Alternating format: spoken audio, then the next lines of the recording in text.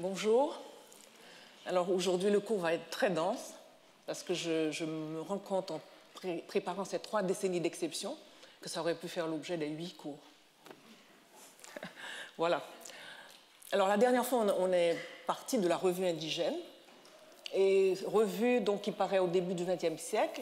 Et rappelez-vous, c'est une revue animée par les jeunes de la bourgeoisie mulâtre de Port-au-Prince. Ils sont revenus d'Europe, qui se sont frottés à autre chose, et qui reviennent en Haïti et qui transforment leur inspiration littéraire.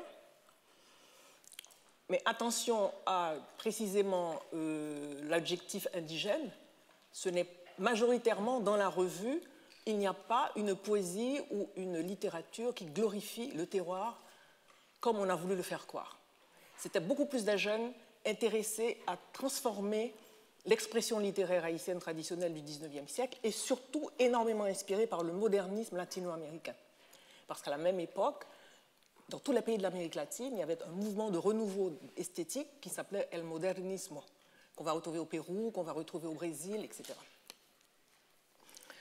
Ceci dit, il y a eu 1 ou 2 essais, articles, par exemple sur la famille paysanne ou sur un essai sur la langue créole, mais ça ne constitue pas la majorité des expressions que l'on retrouve dans la revue indigène. Alors, ce qui est intéressant aussi, c'est un âge où on a un tournant. On va arriver à une nouvelle école de l'ethnologie et de l'anthropologie avec Jean Price-Mars. Et ça tourne autour des paysans, parce que ça va être l'enjeu. Comment retrouver le cœur culturel d'Haïti et en pleine période de l'occupation américaine. Ceci dit, dans ces 3 décennies, il y a beaucoup de nuances à apporter.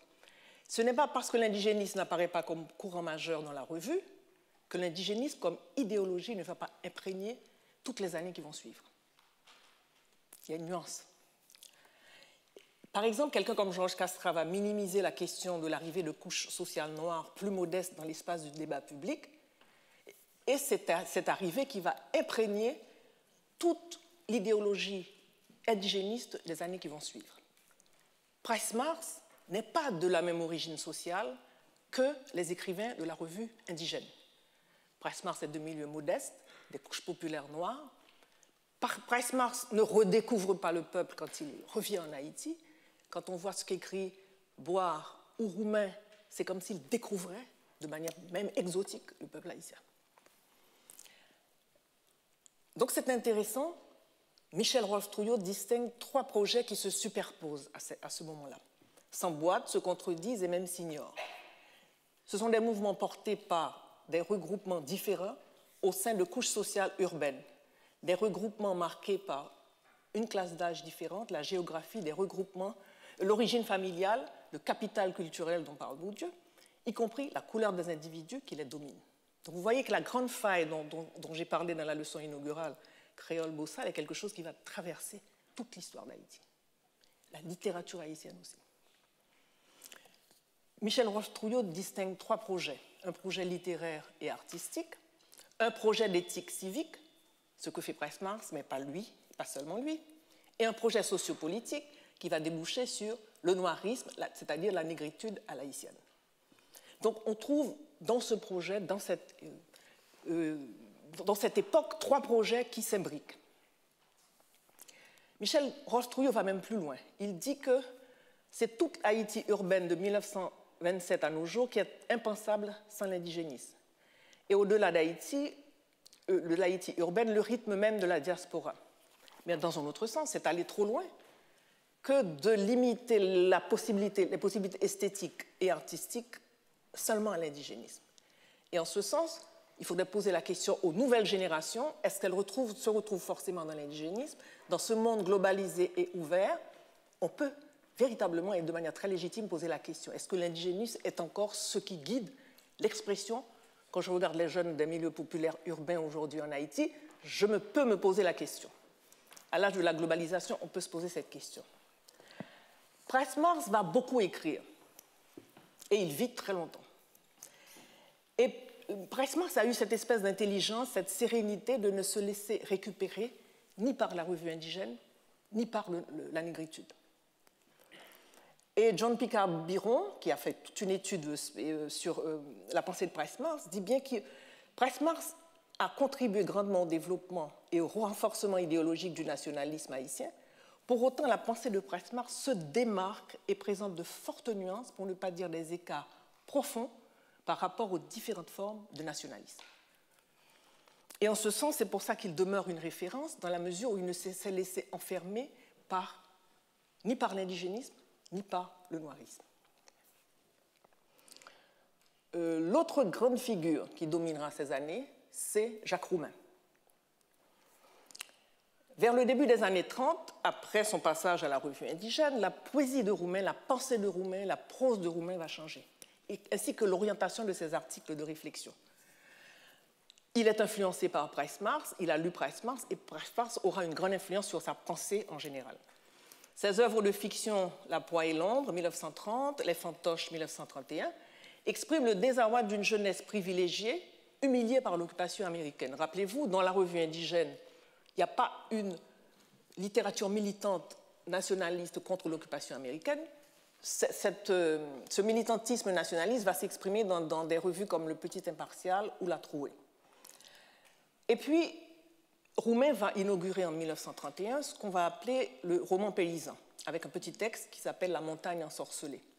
À partir de là, Roumain va représenter la référence de tout ce courant qui va, je veux dire, durer peut-être 40-50 années, qu'on appelle la tradition du roman paysan. On va retrouver avec des écrivains comme Idriss Saint-Amand, Bondurie, et L'Espèce, les semences de la colère. Mais mieux, Roumain évolue. Et en 1934, après une ou deux emprisonnements d'ailleurs, il fonde le Parti communiste haïtien en 1934. Donc c'est Roumain le fondateur du Parti communiste en 1934. Il est arrêté, le parti est interdit évidemment, et son ami Langston Hughes met sur pied un comité pour faire libérer Roumain. Roumain part en 1936 en exil, il fait la Belgique, la France, la Martinique, les États-Unis, Cuba. Et à Paris, ça va représenter un moment extrêmement important dans l'évolution de Roumain, puisqu'il va suivre, sur les conseils de Damas d'ailleurs, qu'il rencontre, les cours de Paul Rivet et Marcel Mauss à l'Institut d'ethnologie et au Musée de l'Homme du Trocadéro. Ça va être un moment extrêmement important dans la formation de Roumain, dans la pensée de Jacques Roumain. Et là encore, il renforce son amitié avec Langston Hughes, qui est un des tenants à la pointe du mouvement de Harlem Renaissance. Donc tous ces mouvements vont se retrouver dans ces 3 décennies d'exception en Haïti. À la fois l'influence de tout ce qu'on appelle l'esthétique nègre, la pensée de la négritude qui commençait à prendre cher à Paris. En même temps, on a les influences de Harlem Renaissance, et on va voir plus tard les influences de la Caraïbe. Dans un congrès en 1937, il dit ceci: « J'appartiens à une petite nation d'hommes noirs, partisans de la liberté, qui ont joué un rôle important dans les luttes de libération du continent américain. Je ne puis faire autrement que d'être communiste, un antifasciste, entre 1000 autres raisons, parce que je suis nègre, parce que le fascisme condamne ma race à toutes les indignités. » De retour en Haïti en 1941, il participe à la création de l'Institut d'ethnologie avec Price-Mars, et il écrit le fameux texte « Les griefs de l'homme noir ». Autre rencontre qui va être importante pour Roumain, c'est la rencontre avec Alfred Métro, au moment de la campagne anti-superstitieuse. Alors la campagne anti-superstitieuse, c'est une campagne montée par le pouvoir de l'époque et l'Église catholique pour détruire tous les temples vaudous, pour interdire le vaudou. On a même interdit le carnaval pendant 4 ou 5 ans, c'est vous dire. Et qu'est-ce que fait Roumain? Il décide de créer le bureau d'ethnologie afin de préserver à la fois les objets du culte vaudou et à la fois de retrouver les survivances amérindiennes. Donc le bureau d'ethnologie existe jusqu'à présent et c'est un des rares lieux où on peut retrouver toutes ces survivances amérindiennes et en même temps des objets du culte vaudou qui avaient été menacés par cette campagne. Il part pour le Mexique et là il rencontre Pablo Neruda, Nicolas Guillen. Donc là la jonction avec Cuba, l'Amérique latine, se renforce. Et il participe avec d'autres à Mexico à la fondation du nouvel Institut international des études afro-américaines en octobre 1943. Donc cet institut qui existe au Mexique a été fondé en partie par ce dynamisme de Jacques Roumain. Il revient en Haïti en 1944 et là il meurt parce qu'il était gravement malade et on publie à titre de manière posthume, Gouverneur de la Rosée et Bois d'ébène. Alors Gouverneur de la Rosée, c'est évidemment le grand texte je pourrais dire du cœur d'Haïti, de la campagne haïtienne. Et le texte commence ainsi: nous mourrons tous. Et elle plonge sa main dans la poussière. La vieille délira délivrance dit: nous mourrons tous, les bêtes, les plantes, les chrétiens vivants. Ô Jésus, Marie, la Sainte Vierge. Et la poussière coule entre ses doigts. La même poussière que le vent rabat d'une haleine sèche sur le champ dévasté de petits milles, sur la haute barrière de cactus rongés de vert de gris, sur les arbres, ces bayaons rouillés. La poussière monte de la grande route et la vieille délira est accroupie devant sa case. Elle ne lève pas les yeux, elle remue la tête doucement. Son madras a glissé de côté et on voit une mèche grise saupoudrée, dirait-on, de cette même poussière qui coule entre ses doigts comme un chapelet de misère. Alors elle répète: nous mourrons tous. Et elle appelle le bon Dieu. Mais c'est inutile parce qu'il y a si tellement beaucoup de pauvres créatures qui aiment le bon Dieu, de tout leur courage, que ça fait un grand bruit ennuyant, et le bon Dieu l'entend. Et il crie: qu'elle est foutre tout ce bruit, et il se bouche les oreilles. C'est la vérité, et l'homme est abandonné. Bien-aimé, son mari fume sa pipe, la chaise calée contre le tronc d'un calebassier. La fumée ou sa barbe cotonneuse s'envole au vent. Alors, dans ce texte, ce qui est intéressant, Roumain, sur le plan formel, fait sa propre créolité. Avant même la mode de la créolité, ou avant même qu'en Haïti, on parle d'insérer le créole dans le corps des textes, Roumain fait sa propre créolité. Et ce qui est intéressant dans le texte de Roumain, quand on prend tout le roman, on a un continuum du français jusqu'au créole. Et dans ce continuum, il essaie plusieurs formes d'expression entre le créole et le français. Donc c'est un texte qui paraît en 1944, en même temps qu'un autre texte posthume, Bois d'ébène, qui paraît. Afrique, j'ai gardé ta mémoire. Tu es en moi comme l'écharde dans la blessure, comme un fétiche tutélaire au centre du village. Fais de moi la pierre de ta fronde, de ma bouche les lèvres de ta plaie, de mes genoux les colonnes brisées de ton abaissement. Pourtant, je ne veux être que de votre race, ouvriers, paysans de tous les pays. Ce qui nous sépare, les climats, l'étendue, l'espace, les mers, un peu de mousse de voilier dans un baquet indigo, une lessive de nuages séchant sur l'horizon, ici des chaumes, un impur marigot, là des steppes tondues aux ciseaux du ciel, des alpages, la rêverie d'une prairie bercée de peupliers, le collier d'une rivière à la gorge d'une colline, le pouls des fabriques martelant la fièvre des étés, d'autres plages, d'autres jungles, l'assemblée des montagnes, habitée de la haute pensée des éperviers, d'autres villages.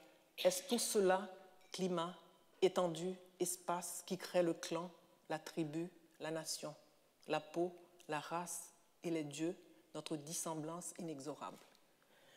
Dans ce texte, on trouve tout. Le regard vers l'Afrique, puisqu'il ne faut pas oublier que c'est quand même la revue indigène, c'est la réflexion autour des valeurs culturelles profondes d'Haïti, et en même temps, c'est le marxisme qui est solidaire de tous les opprimés du monde entier. Donc ce texte Bois d'ébène résume véritablement là où on était Roumain au moment de sa mort. On arrive donc à la période de la négritude, et c'est un mouvement qui va se former autour de la revue des griots qui paraît entre 1938 et les années 40. C'est un mouvement intellectuel ancré dans un grand creuset d'idées sociologiques et qui voulait avant tout s'orienter vers l'Afrique mère. Parmi les grands ténors de la négritude, on a Duvalier, Denis et Diacroix. Et ils affirment l'existence d'une psychologie africaine, mystique, comme ils disent, une spécifique, déterminée biologiquement, différente de la psychologie rationnelle occidentale. En raison de leurs caractéristiques physiques, la majorité des Haïtiens en serait le dépôt génétiquement privilégié. L'influence très grande des forces occultes, notamment celle du vaudou en Haïti, mettrait en évidence l'existence d'éléments autres que gallo-latins dans la mentalité ou la personnalité collective des Haïtiens, établissant la preuve de la prépondérance du facteur africain. Mais pour bien comprendre pourquoi arrive la négritude autour des griots, il faut comprendre l'évolution sociale haïtienne. C'est l'arrivée de couches noires qui réclament leur part de présence dans le paysage politique, qui se réclament de Price-Mars, parce que Price-Mars est l'un des premiers qui fait cette percée et s'impose sur le plan de la réflexion, mais eux veulent s'imposer sur le plan politique et sur le plan économique.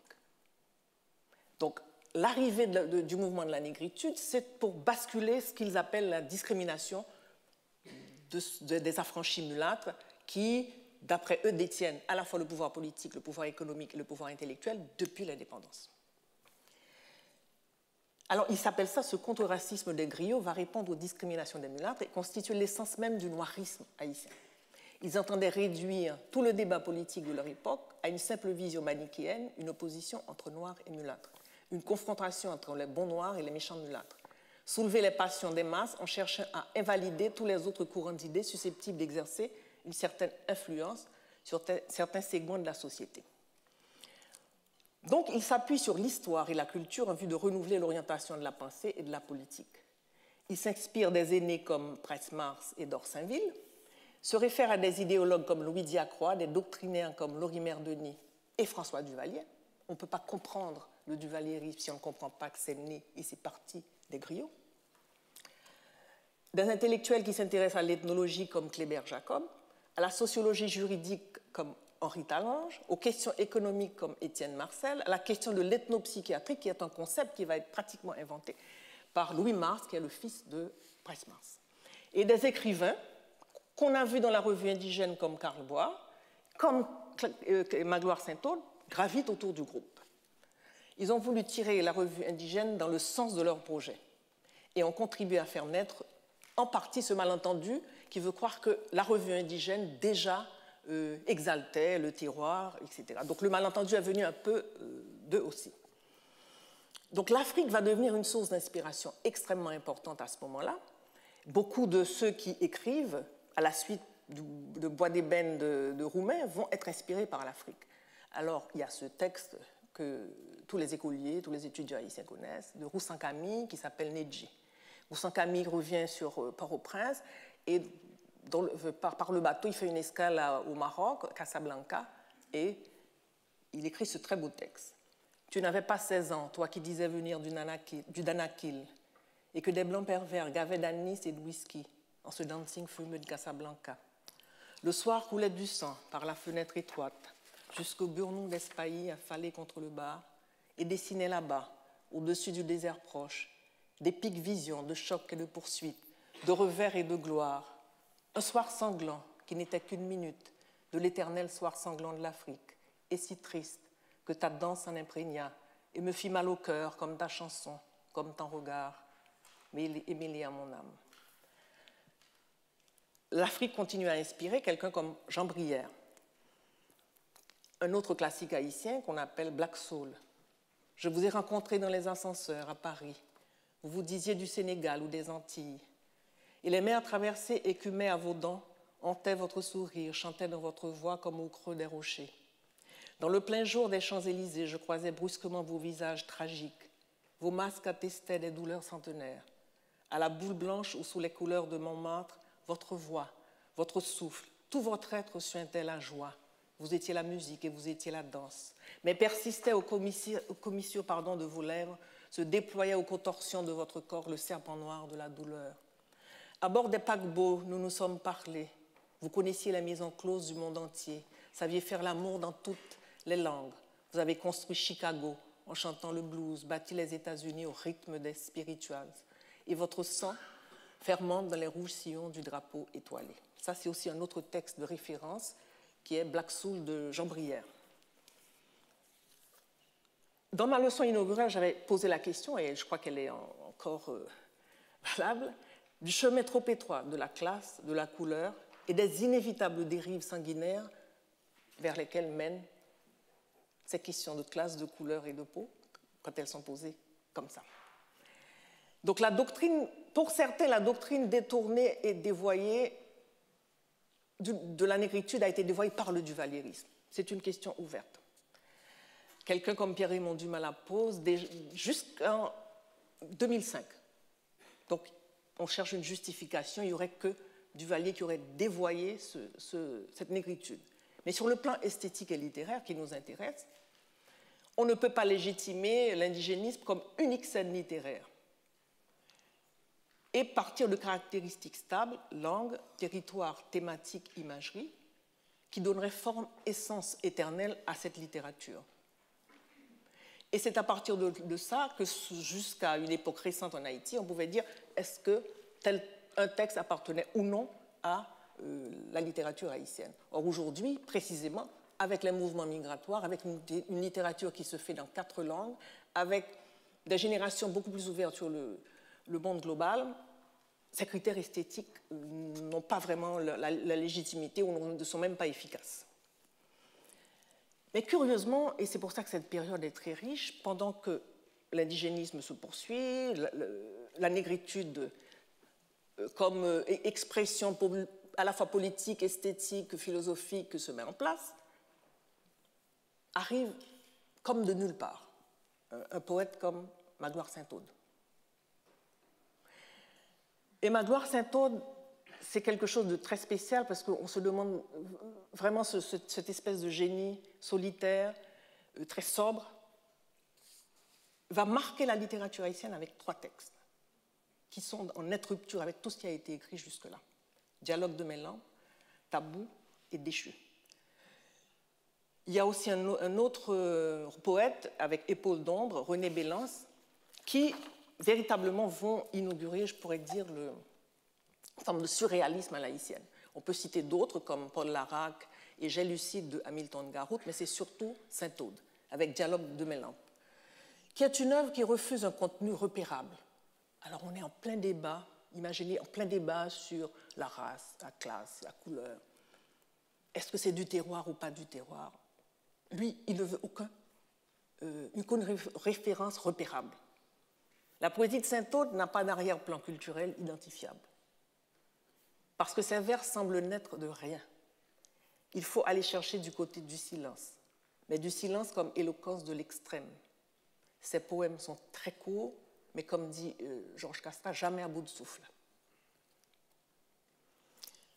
De mon émoi aux phrases, mon mouchoir pour mes lampes, recroquevillé dans mes yeux effacés, la peine, le poème, hormis les causes, pour un silence en sel blanc, comme un bol. Le jeu devient son propre interlocuteur, dans un face-à-face qui n'implique que le langage et celui qui écrit. Le sujet profond chez Saint-Aude, c'est la récupération du pouvoir poétique au-delà de toute contingence. Et c'est ce qui fait justement la puissance de la poésie de Saint-Aude, qui va marquer toute la poésie qui va suivre jusqu'à aujourd'hui. Et voilà ce que Saint-Aude écrit lui-même dans le Nouvelliste, pour expliquer un petit peu son inspiration, ses choix esthétiques. Il n'y a pas de genre obscur. Pour n'être point surchargé de rhétorique ou de sincérité larmoyante, le message du poète n'en est pas moins un chant où la pudeur de l'émotion rejette les beaux élans. Le regret, l'angoisse sont dans l'homme. Montaigne, en 1588, parlait de cet état de l'âme vive et affligée, sans moyen de se déclarer. L'hermétisme, la concentration, est le dernier échelon de la pudeur. Le poète est l'homme de l'étrange.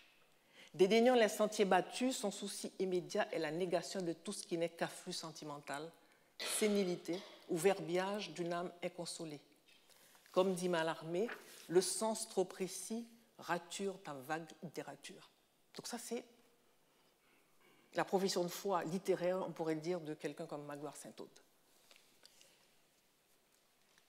Alors, tandis qu'on a cette variété, je pourrais dire, d'expressions littéraires en Haïti, la conjoncture mondiale fait qu'Haïti va devenir ce point focal dans la Caraïbe. Vous savez, avec le roman de « Avant que les ombres s'effacent » de Louis-Philippe d'Alembert, on sait qu'Haïti a reçu des Juifs qui fuyaient le nazisme en Europe. Mais il y a un certain nombre de groupes géographiques qui vont se retrouver en Haïti. D'abord les Américains. Ce qui est intéressant, Le passage des Noirs américains est moins mondain que celui des Français ou des Caribéens, parce qu'ils ne parlent pas la langue. Donc, ils vont vers la population ordinaire d'Haïti. Ils vont aller d'abord dans les campagnes, ils vont d'abord aller sur le terrain, et ils se fondent dans la masse, comme Langston Hughes, qui passe son séjour presque de manière incognito. Mais il essaie de comprendre la culture populaire.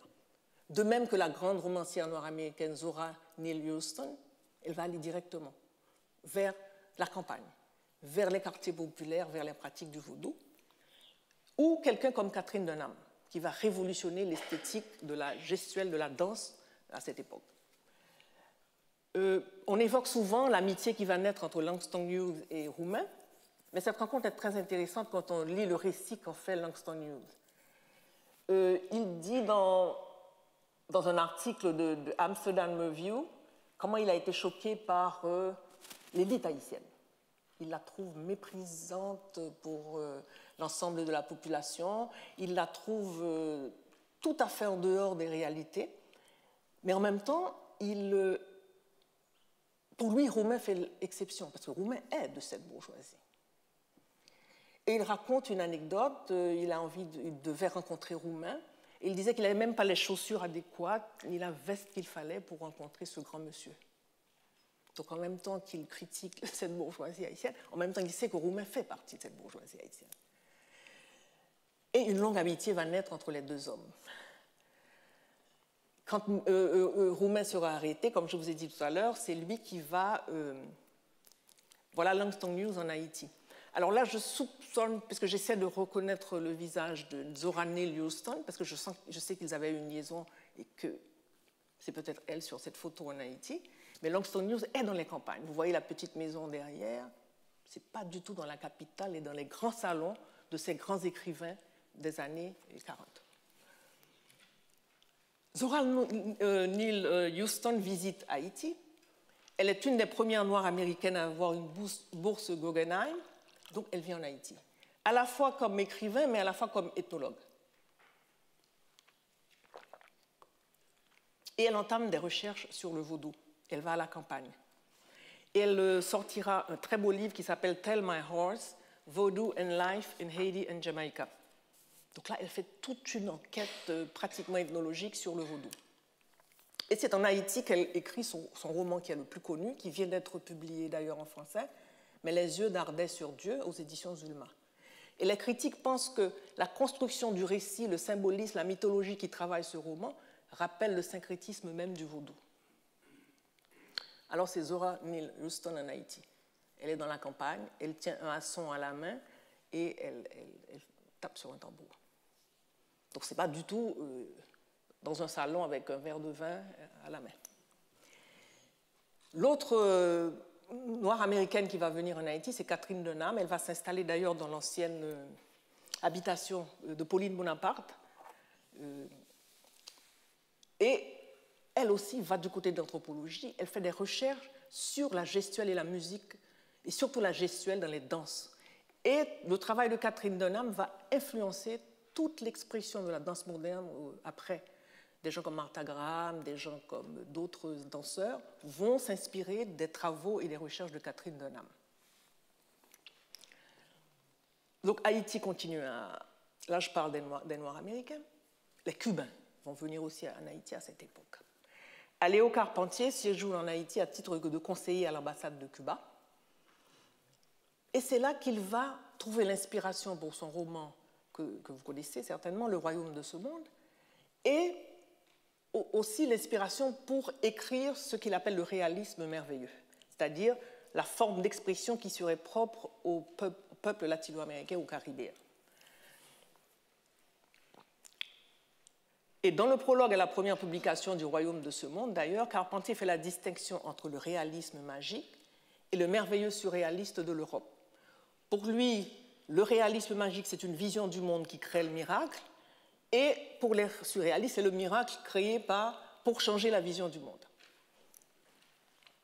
Et Despestre, dans un texte, rappelle la conférence qu'avait prononcée en 1942 Aléo Carpentier, et il dit ceci: le futur auteur de Un royaume de ce monde avait des exemples pris dans l'histoire d'Haïti qu'il découvrait, nous a appris à réévaluer la part considérable que le merveilleux occupe dans la structure psychologique et morale de la Caraïbe et de l'Amérique latine. Et on sait, à la suite de cela, comment le réalisme merveilleux va se retrouver précisément dans toute l'œuvre surtout l'œuvre romanesque et les nouvelles de René Despeste. Après Carpentier, Nicolas Guillen passe aussi en Haïti en 1942, se lie d'amitié avec Roumain et va faire un certain nombre de présentations dans les lycées. Et c'est là que Despeste, élève de la classe de 3e ou de seconde, voit pour la première fois Nicolas Guillen et l'entend réciter des poèmes. Voilà, Nicolas Guillen et Jacques Roumain. Donc vous voyez la différence entre comment, je pourrais dire, les espaces d'insertion des Américains et des Caribéens ou des Français, ce n'est pas tout à fait le même. Avec Nicolas Guillen et Carpentier, c'est un véritable axe Harlem, Havane et Port-au-Prince qui va se nouer à ce moment-là. Parce qu'après va arriver Wilfredo Lam. Wilfredo Lam arrive et justement va être influencé pour toute sa peinture par son séjour en Haïti. On le verra tout à l'heure. L'autre écrivain qui arrive en Haïti à ce moment-là, c'est Césaire, Aimé Césaire. Mais c'est intéressant parce que sur Césaire, on a très peu de photographies. Césaire n'est pas un mondain. Donc, il donne des cours dans les lycées, il prépare un certain nombre de conférences, mais il y a très peu d'images de Suzanne Césaire et de lui. Et là encore, Despeste est tout jeune, il a peut-être 15 ans, 16 ans, 17 ans, il est fougueux, avide d'apprendre, et il écrit, en nous invitant en 1944 à réfléchir sur la poésie et la connaissance, à partir de Lautréamont, Rimbaud, Apollinaire, Breton, et à partir de sa propre expérience de poète et de penseur, il nous aura aidés à voyager en nous-mêmes, à la récupération du moi que la colonisation avait enfoui sous les épaisseurs de mensonges, de poncifs et d'idées reçues. Au commencement de l'histoire décoloniale, à l'échelle d'Haïti et du monde, il y a le génie de Toussaint Louverture. Mais Césaire décrit l'Haïti qu'il voyait. Et voilà ce qu'il dit en 1944. Quand je suis allé en Haïti, j'ai constaté bien des problèmes. Il était bien séant de ne pas en parler, mais je les voyais, car je suis un homme de couleur. Mais que pouvaient les Haïtiens? Quels étaient leurs moyens? Je ne savais pas. Je rencontrais des types plutôt braves, mais je les sentais impuissants. Tout ce qu'ils faisaient était superficiel par rapport à cette société terriblement complexe, à des situations souvent tragiques. Et je pense que ça explique l'écriture de la tragédie du roi Christophe, dans laquelle Césaire pose, à mon avis, les questions essentielles quant au devenir des hommes et des femmes après une indépendance, dans le monde tel qu'il va, dans ce monde fabriqué par la modernité et par l'Empire. Et j'ai toujours soupçonné que sa position sur la départementalisation arrive tout de suite après son séjour en Haïti. Et voilà ce qu'écrit Christiane Achour, avec laquelle je suis complètement d'accord. Les complicités fortes affichées et les silences palpables peuvent permettre de voir dans l'expérience haïtienne une dissuasion de la possibilité à court terme de l'expérience de l'indépendance. Et je crois que ce qui est intéressant, Césaire, à ce moment-là, voit que la chose est difficile. Dans la tragédie du roi Christophe, à un moment donné, quelqu'un demande à Christophe, mais pourquoi est-ce que tu demandes autant pour reconstruire cette citadelle? Il dit, je ne demande peut-être trop aux hommes, mais pas assez aux nègres. Autre réplique qui est très intéressante, quand sa femme lui dit « Mais c'est pas possible, tu exiges trop des gens pour construire des citadelles, les fortifications, pour mettre sur pied tout ça. Est-ce que tu n'as pas peur qu'on juge les fils à la démesure du père ?» Grosse question, qui reste sans réponse dans la tragédie du roi Christophe. Et je pense que Césaire a compris que c'était un pari difficile à tenir, que c'était quelque chose dont on payait le prix très fort, une indépendance, et ça revoyait, peut-être qu'il n'a pas poussé la réflexion jusque-là, à ce qu'on appelle la fatalité des Suds dans le monde tel qu'il a été fabriqué par la modernité et par l'Empire. Donc, il change. À ce moment-là, il veut la départementalisation. Et s'il aime beaucoup, d'ailleurs, Toussaint Louverture, C'est parce que Toussaint Louverture, déjà à son époque, proposait à Napoléon quelque chose qui ressemble à la départementalisation. Mais Napoléon n'avait pas compris. C'était trop en avance avec la capacité de réflexion politique ou administrative peut-être de l'époque. C'est exactement ce que propose à un moment donné Toussaint Louverture à Napoléon. Donc il est fasciné, il écrit donc un essai sur Toussaint Louverture et la tragédie du roi Christophe, où il pose les deux interrogations essentielles. Pardon. Arrive ensuite ce que Despestre appelle le magistère intellectuel de Pierre Mabille.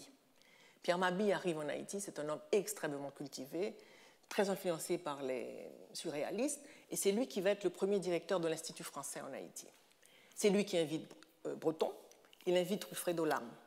Il lance la revue Conjonction, une revue franco-haïtienne qui existe encore, et il organise le premier congrès de philosophie avec Pierre Maritain en 1944.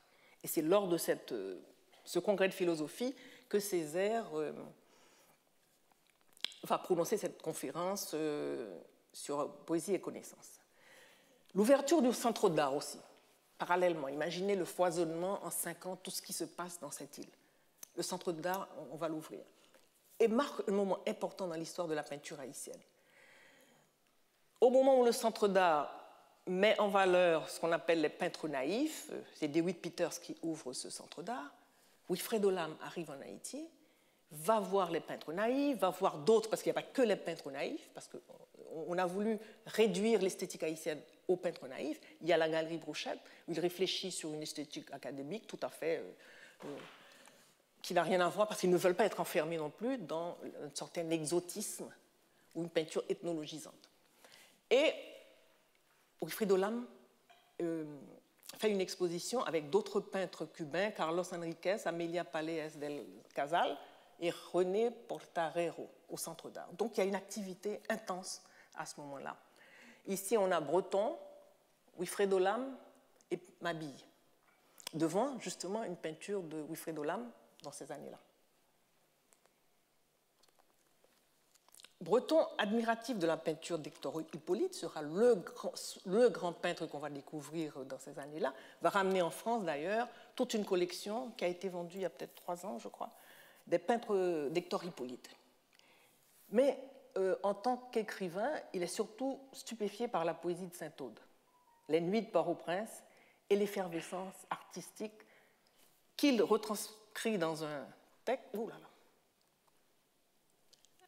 qui paraît dans Xénophile.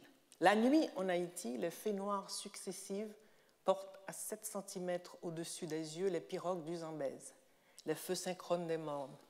C'est à leurs pieds que Wilfredo Lam installe son vévère. Alors le vévère, c'est les dessins représentant des divinités que l'on trace sur le sol en Haïti dans les services vaudous.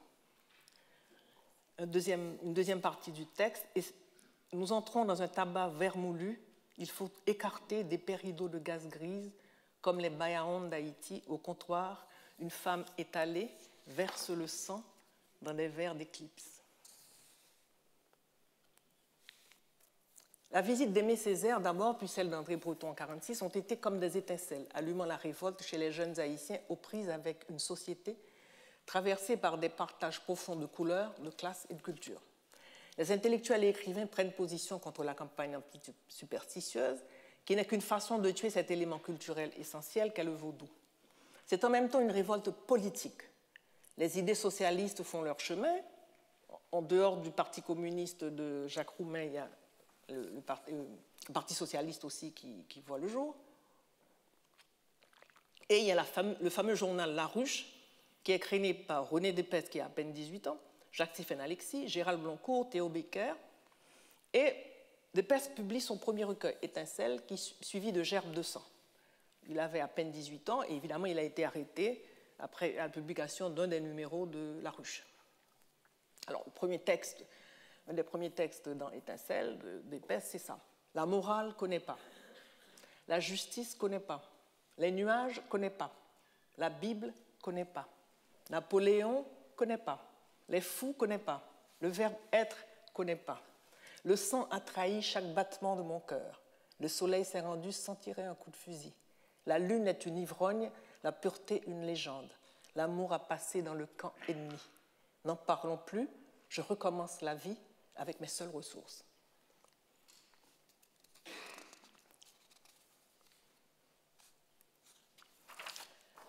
Alors, il y a des journées de soulèvement, évidemment. Tout ça ne pouvait qu'aboutir à des manifestations, des émeutes. Et Alexis Despestre et Bloncourt sont vraiment à la tête de cette insurrection. Et ce sont les journées qu'on appelle les 5 glorieuses et qui aboutiront à la chute du gouvernement de Lescaut. Et voilà, donc là, on a, donc, la première image, c'est Gérald Bloncourt qui harangue la foule. Alors, je vous rappelle aussi que le frère de Gérald Bloncourt, Tony Bloncourt, laisse Haïti, vient participer à la résistance quelques années avant et est tué avec les jeunes fusiliers du Mont Valérien. Donc, il fait partie des premiers qui ont été... Donc, c'est toute une ambiance, je crois, de l'époque. Et en même temps, cette espèce de chevalerie, enfin de côté presque chevaleresque de ces jeunes à l'époque. Dans la deuxième photographie, vous avez Jacques-Stéphane Alexis. Il y a Despestre, il y a Gérald Bloncourt, Théo Becker et Beaufils aussi. Contrairement à ce qui a souvent été écrit, Césaire ouvre une large fenêtre sur le surréalisme. Si Breton y allume le feu de la révolte surréaliste, en faisant appel dans son discours au Savoy, où il se réunissait tous les vendredis pour les conférences, à la liberté, aux droits humains, les jeunes haïtiens ne découvrent pas le surréalisme avec Césaire. Comme je l'ai montré, Magloire Saint-Aude avait déjà inauguré. Ni le communisme avec Césaire ou Breton, ni le surréalisme, ni le syndicalisme. De même que les peintres naïfs n'ont pas attendu DeWitt Peters pour exister. Magloire Saint-Aude a déjà ouvert la voie au surréalisme. Roumain a déjà fondé le Parti communiste. Donc ce point de passage, le fait qu'Haïti soit ce point focal qui irradie et attire, a permis l'éclosion de toutes ces expressions. Et nous allons avancer vers les années 50. Et là, puisque la révolution de 1946 n'a pas vraiment débouché sur ce qu'attendaient les jeunes révolutionnaires, néanmoins, Haïti continue d'être ce point focal. Il y a quand même la première exposition universelle de la Caraïbe qui se fait à ce moment-là. Et pour la première fois, les formes d'expression populaire, danse et musique, ont droit de citer, ont une certaine légitimité. C'est-à-dire que dans les salles de spectacle, dans le théâtre en plein air, les chants vaudous sont chantés, les danses haïtiennes pour la première fois sont dansées en public. Donc il y a une évolution quand même extraordinaire entre l'Haïti du début du XXe siècle et ce qui se passe durant ces 5 années pour que la culture populaire puisse avoir cette légitimité et surtout cette visibilité. Mais Césaire a raison. La coupure est extrême. Et ce n'est pas les 5 glorieuses, les 5 jours qui ont changé de manière structurelle les conditions économiques et politiques. Il y a cette incapacité de maintenir une solide alliance entre les intérêts et de la mobilisation populaire issus des élites politiques issues des couches moyennes. Donc on aura toute une série d'instabilités du gouvernement provisoire et le gouvernement de Duvalier. Si vous vous rappelez bien, c'est la continuité des griots du mouvement de la négritude. Duvalier arrive au pouvoir irrigué par ce courant nationaliste noir. Rappelez-vous qu'à la même époque, il arrive en 1957, en 1960, vous avez les indépendances africaines. Et très souvent, dans ses discours, il va faire référence à Sékou Touré. Donc, c'est un moment historique, pas seulement haïtien, c'est un moment historique mondial. Et évidemment, va commencer la série des exils, puisque beaucoup d'écrivains vont devoir partir, beaucoup de militants politiques vont être poursuivis. Despestre et Alexis sont les premiers qui quittent l'île pour des études en France. Tous deux fréquentent les membres de l'intelligentsia française à cette époque, de l'après-guerre. Segers, Éluard, Aragon, Léris, Zara, Claude Roy, Guyevic, les latino-américains qui se retrouvent aussi en France, Guillen, Amado, Neruda. Autour de la revue Présence africaine, d'épaisse solide amitié avec Diop, Césaire, Senghor et fera paraître son recueil Minerai noir. Plus tard, quelqu'un comme Despestre va collaborer à Esprit, les lettres françaises, et rencontre Édouard Glissant. Le plus intéressant, Jacques-Stéphane Alexis, qui est une grande figure qui va dominer l'époque aussi. Il participe très tôt aux activités de jeunesse communiste et s'inscrit au PC français en 1949. Il est très actif, il part à Moscou, il part en Chine, il a une longue rencontre avec Mao Tse-tung parce qu'il a peur de rien.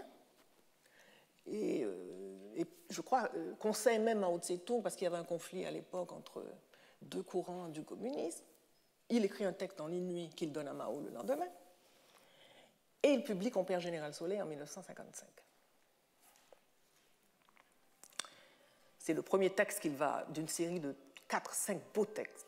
Alors, en Haïti, tous les tambours parlent la nuit. On voudrait tant qu'il s'en aille à jamais, qu'il crève, le tambour triste, les tambours maladifs, les tambours lancinants et plaintifs. Les tambours qui mettent en transe et en crise, les tambours qui demandent pardon à la vie. Le tambour chauve et déchirant du vaudou et de ses mystères. Mais chaque jour, triomphant, le tambour de vie s'arrache une place. Le tambour gai, le joyeux tambour Yanvalou, le tambour riant du Congo, les hauts et clairs tambours coniques qui chantent la vie. Et dans ce devant-jour malsain, gluant de clarté sombre, seul un tambour noir part, comme si l'ombre elle-même aux quêtes de peur. Pardon. Le nègre passa la main sur son front. La merde foutre, dit-il, et il répéta, foutre la merde, baillant une grosse tape à son ventre nu pour écraser le maringouin, le moustique qui boit son sang, car dans ses hardes, il y avait des trous comme des fenêtres pour qu'on voie les misères de son corps. Il guetta bien, il examina avec soin tout et partout. Le petit corridor qui donne sur la ruelle et dans lequel il s'embusquait était un magma, un lac de boue fraîche qui moirait sous les étoiles. De grosses pierres y étaient enfoncées pour que l'on puisse traverser à pied sec. Le couloir était bordé de la palissade clissée de la masure de Yaya la lavandière. Sœur Yaya qu'on l'appelait, Sœur Yaya, parce que vous savez, les nègres véritables sont tous frères et sœurs. La masure de droite avait un enduit de boue séchée qui laissa dans la main d'Hilarion quand il s'y appuya une poignée de poudre. Et Hilarion avançait, sautant de roche en roche, distraitement attentionné à ne pas salir de boue la plante de ses pieds nus. De l'autre côté, s'aplatissait un pan de case, un pan en planche, plein de poux de bois, ayant perdu depuis longtemps sa maçonnerie. La nuit respira encore, avec force, comme une vieille grand-mère.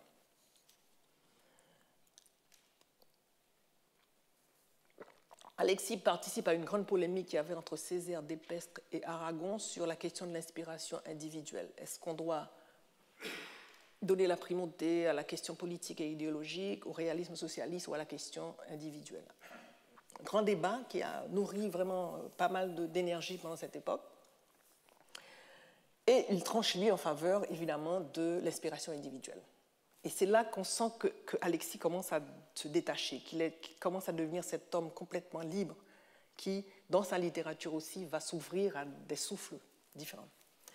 Au Congrès des écrivains noirs de 1956, il expose sa conception du réalisme merveilleux des Haïtiens dans un texte aussi qui est une référence et un classique, Prolégomène, pour un réalisme merveilleux des Haïtiens. Le but de ces prolégomènes n'est pas de donner une réponse qui se croit entière et définitive, mais seulement de provoquer la discussion et de contribuer à la clarification du programme général de travail en fonction des réalités présentes les plus évidentes et des perspectives. Ce travail est donc une ébauche, un défrichage préliminaire et non un manifeste véritable qui ne peut sortir que d'une discussion approfondie, puisque tout démontre qu'il y a une manière propre aux Haïtiens en art, qu'il y a actuellement une école de réalisme nouveau particulier aux Haïtiens, une école qui se cherche et qui se dessine peu à peu, une école qu'on commence à appeler école du réalisme merveilleux. Cette contribution présentée devant les intellectuels des peuples frères nègres pourrait, grâce à l'apport de tous, hâter la constitution de cette école haïtienne sur des bases fondamentales claires. Il est évident que cette proposition, ce manifeste d'Alexis s'inscrit dans les courants de pensée de l'époque.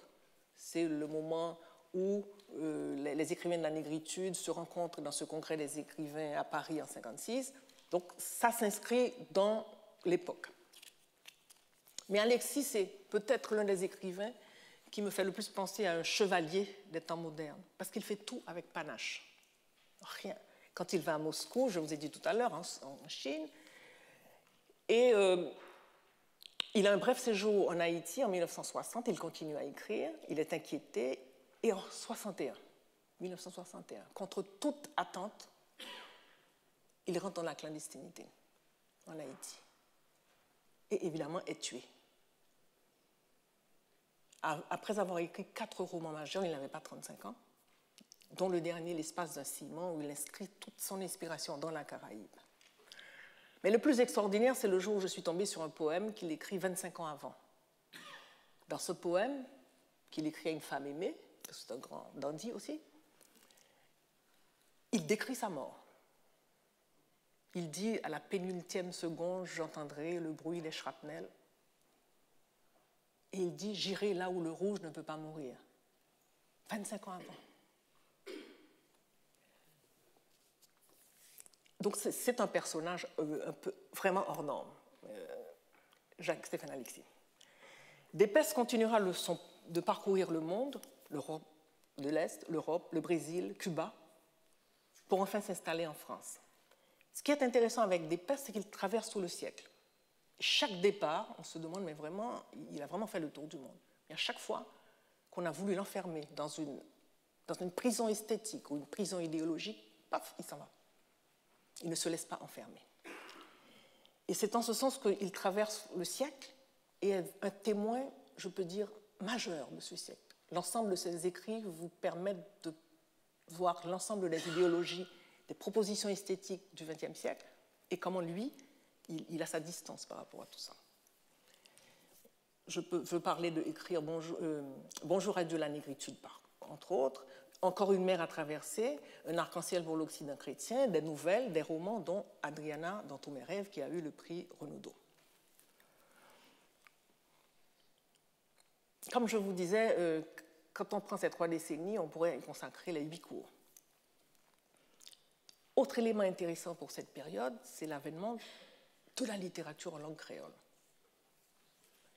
Et là, c'est vraiment le moment où un courant que l'on voit poindre, qui existe depuis l'époque coloniale, mais qui fait partie des savoirs qu'on va occulter à partir de l'indépendance et qui va continuer à exister, puisque Jeanne Commerce-Sylvain fait le recensement de toute la littérature, de l'ensemble des textes de littérature créole, en même temps que Price-Mars.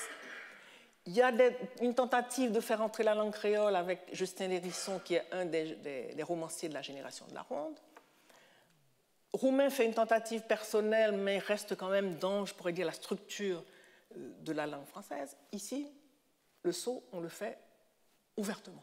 La littérature créole commence à vraiment prendre, disons, sa place, son inscription dans la tradition littéraire haïtienne.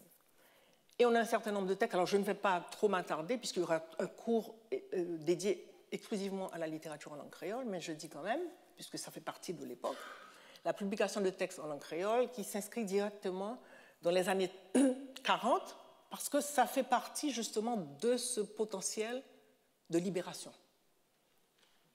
On retrouve le vaudou comme cœur culturel haïtien.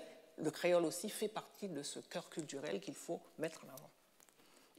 On peut citer Félix Morisot-Leroy, Fernand Pressoir, Émile Sémestin-Mégy, Franck Fouché et Paul Larac, qu'on appelle Jacques Lenoir.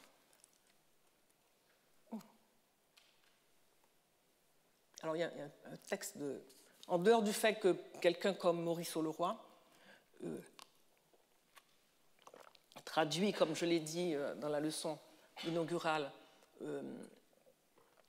il traduit en créole une tragédie de Sophocle. Mais là, il y a un petit texte que j'aime beaucoup qui s'appelle Touris. En créole, je vous traduirai tout à l'heure, Touris, pas prend portrait. Monsieur Isman, pas content. Trop laide. Kodaku va casser. Trop sale. Trop noir. Give me 5 cents et puis al fait chez mon touriste. Alors, évidemment, il y a toujours cette très belle dérision dans la langue créole. Touriste, Ne me prends pas en photo. Monsieur Eastman, alors, Eastman, c'est lui qui a fait l'appareil. Monsieur Eastman ne va pas être content. Je suis trop laid. Donc, ta caméra va se casser. Je suis trop sale. Je suis trop noir. Give me 5 cents. Alors, et puis, continue ton chemin. Un touriste.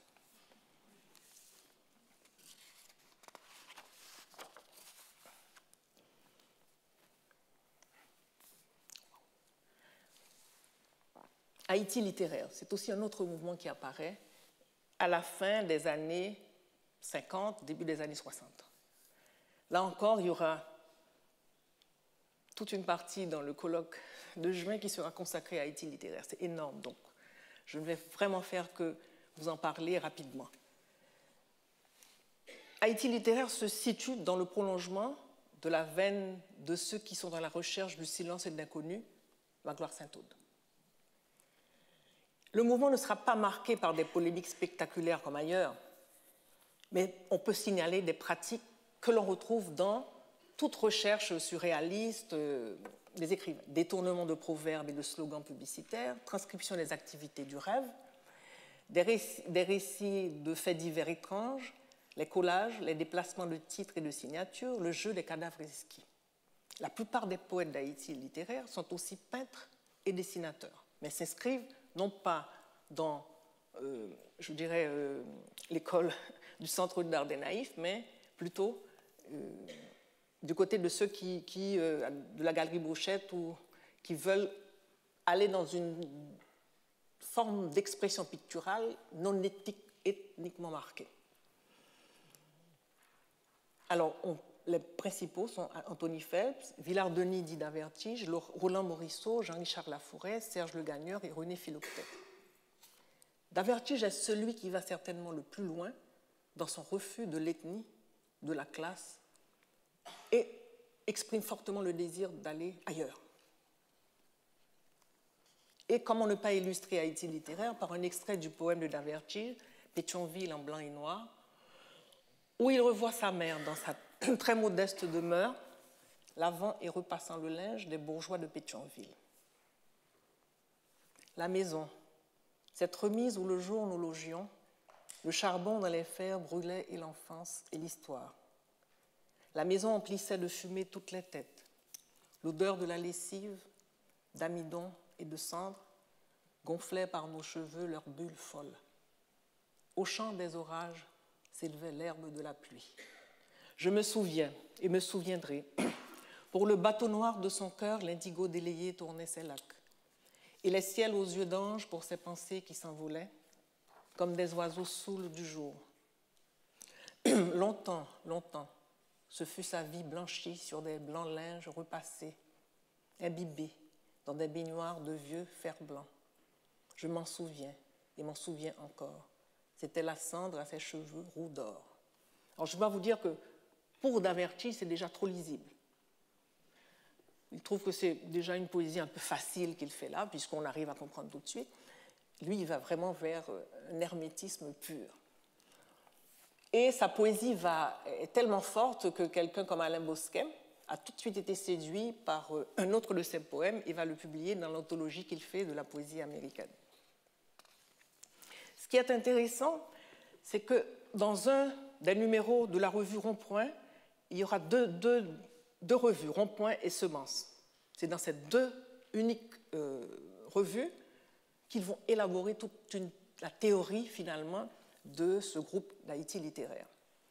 Et pour la première fois, dans la littérature, je peux dire qu'il y a des débats autour de la vérité de la littérature qui ne peut se trouver que dans la littérature. On débat du statut, du mot, qu'est-ce que l'écrivain, qu'est-ce que la littérature, qu'est-ce que le référent, qu'est-ce que le réel, qu'est-ce que le réalisme, le surréalisme. Donc il y a vraiment des débats très, très, très pointus dans ces deux revues, Rond-Point et Semences. Dans un des numéros, ils écrivent un poème collectif pour Marie Chauvel, parce qu'on n'a pas beaucoup parlé des femmes. Heureusement qu'il y aura un cours sur la littérature des femmes. Elles écrivent depuis le début du XXe siècle, mais on n'en parle pas beaucoup. Et il a fallu vraiment se battre pour dire, mais écoutez, Marie Chauvette, quand même, elle participait aux discussions, elle était souvent avec les gens de l'Haïti littéraire, mais jamais on ne la cite. Et je veux pour preuve, justement, ce poème collectif qu'ils écrivent pour Marie Chauvette. Et Marie Chauvette avait l'habitude de les appeler, parce qu'ils se réunissaient le soir, et souvent chez elle, elle les appelait les araignées du soir. Donc le poème s'appelle Araignée du soir. Et ces trois maris nous feront le cadavre exquis. Tant pis pour l'heure, la poésie dans nos yeux. Ce sont Serge, Roland, Villard, René et Tony, et toute la semaille des étoiles. Nous avons conquis l'arc-en-ciel dans tes cheveux de nuit. Ce qui est intéressant à cette période précise, les écrivains savent désormais à quelle impasse peuvent conduire l'enfermement identitaire, dans sa forme suprême, qu'est le noirisme. Le marxisme leur permettait de faire une analyse de classe pour comprendre la domination, les processus de domination, mais ils ne voulaient pas non plus s'enfermer dans le marxisme. Ils savent aussi qu'on se débarrasse difficilement d'une histoire comme celle d'Haïti. Difficilement.